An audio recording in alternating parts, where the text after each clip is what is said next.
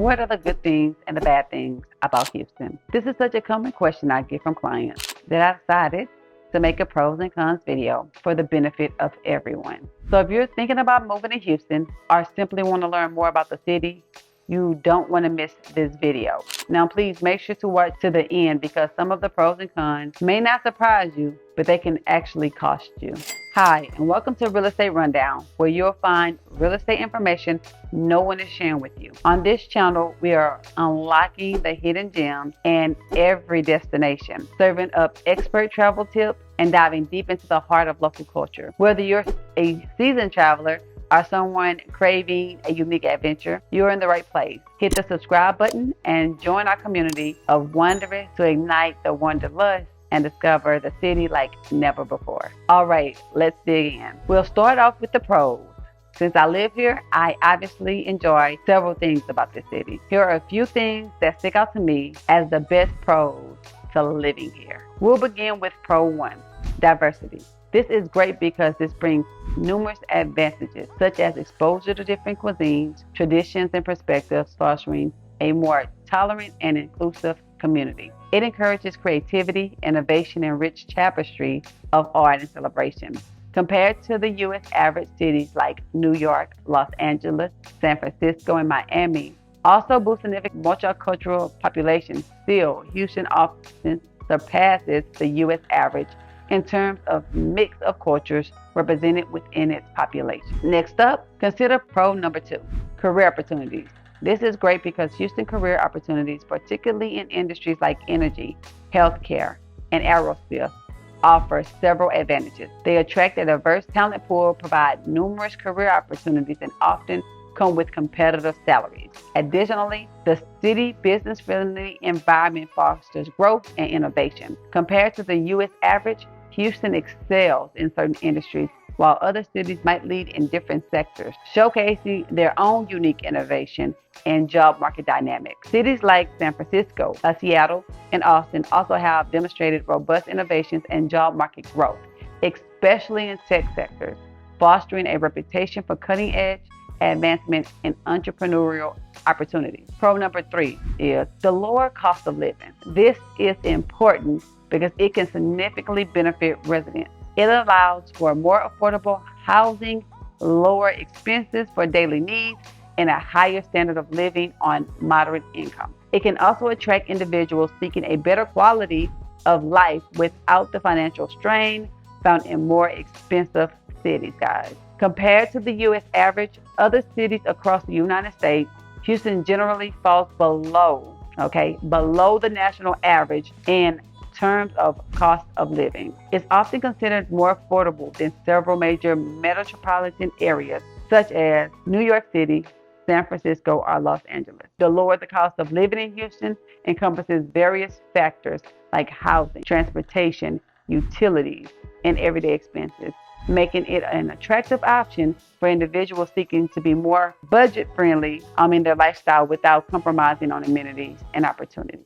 By the way, if you're finding this video helpful, would you consider doing me a favor? I would greatly appreciate if you could hit that like button, leave a comment, and subscribe to my channel. Thank you so much for your support. Now let's get back to the video. Pro number 4 is Texas doesn't impose a state income tax, and property taxes play a critical role in funding local services, including schools, infrastructure, emergency services, and community programs. The property tax system helps maintain these services while keeping the state income tax burden off of residents. I've included this pro because what buyers and sellers can afford in the housing market is deducted by income, and you don't want to be house rich and cash poor. Compared to the U.S. average, property taxes in Houston are relatively lower compared to those in some other major cities, making home ownership, living in the city more financially manageable for many individuals and families. Pro number 5 is a decrease in certain types of crime.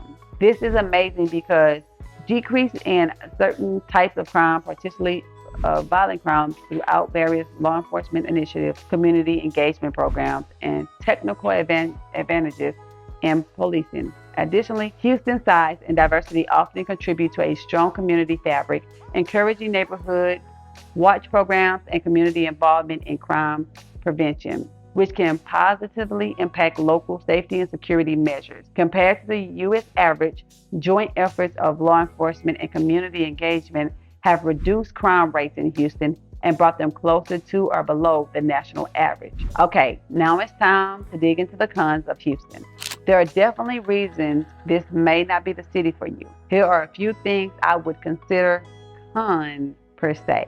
First up, occasional flooding. This is not great because of property damage, disruption of daily life, and potential safety risks during severe flooding events. It can also impact infrastructure and lead to increased insurance costs for homeowners in flood-prone areas. Compared to the U.S. average, flooding often ranks higher compared to the U.S. average due to various factors. Factors such as its geographic location, flat terrain, urban development, and occasional severe weather events like hurricanes contribute to increased vulnerability to flooding. The city's proximity to casual areas to experience systems of bayous also play roles in its susceptibility to occasional flooding. Efforts to mitigate these risks involve ongoing infrastructure development, home plans, management, and initiatives aimed to improve the city's resilience to extreme weather events. Up next, we'll look at con number 2, lack of public transportation. This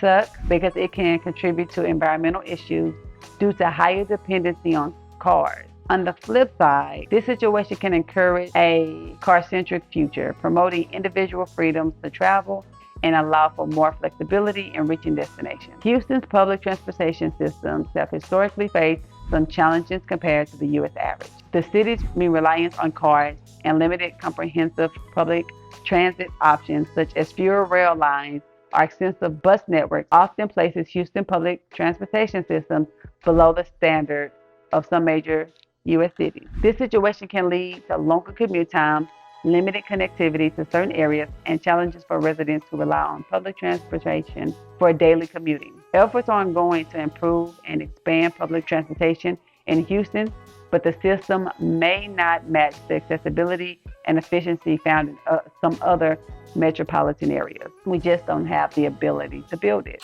Now, con 3 is humidity. I consider this a con because, like discomfort, this is a lot of discomfort due to excessive sweating, increased susceptibility to mold and mildew, potentially exacerbating certain health conditions for some individuals. Additionally, high humidity can affect daily activities, making it harder to cool down in warmer temperatures and leading to increased air conditioning costs. So that is a thing here. Houston's humidity tends to rank higher than the U.S. average due to geographic location along the Gulf of Mexico. The city experiences high humidity levels, especially during the warmer months, contributing to subtropical climates, guys. So don't say you weren't warned.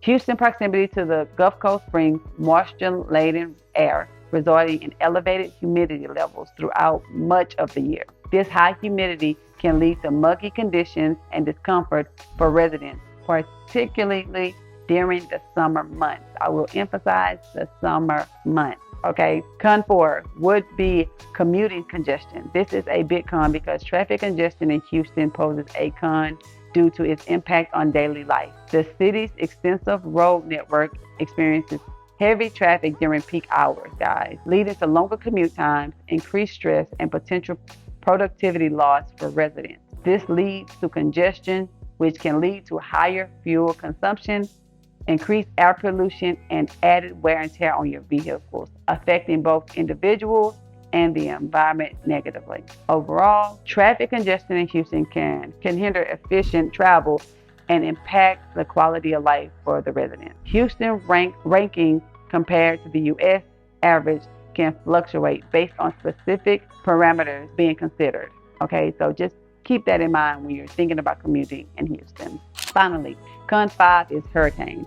This is bad because events like Hurricane Harvey in 2017 brought significant attention to Houston's vulnerability to flooding due to its geographic location and just weather patterns, making this aspect widely recognized between the city borders. Compared to the U.S. average, Houston is ranked high compared to the U.S. average overall picture is due to its geographic location along the Gulf Coast, making it more susceptible to all of the impact of hurricanes. While various coastal areas across the U.S. face hurricane risk, Houston's location in this hurricane-prone region often places it among the areas with elevated concerns for these weather events, which we have seen our fair share, but our last was 2017.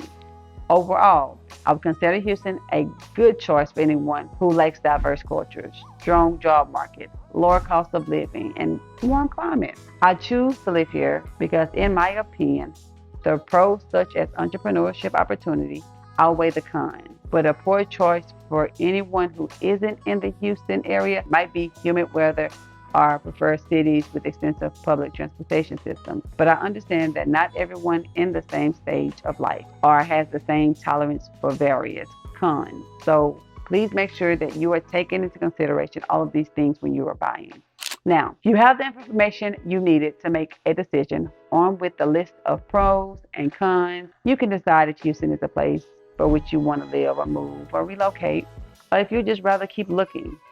There are lots of fantastic cities nearby with different pros and cons to consider as well. So take a moment and look into those as well. If you like what you hear and you're hoping to make Houston your home, let me know. I would love to schedule a one-on-one call with you, and we can decide what of these pros and cons are variations of concerns that you were considering when making Houston your home, and what did you not know that you would like more information on. Take a moment, click the link down below, schedule your free consult, and let's dig in again.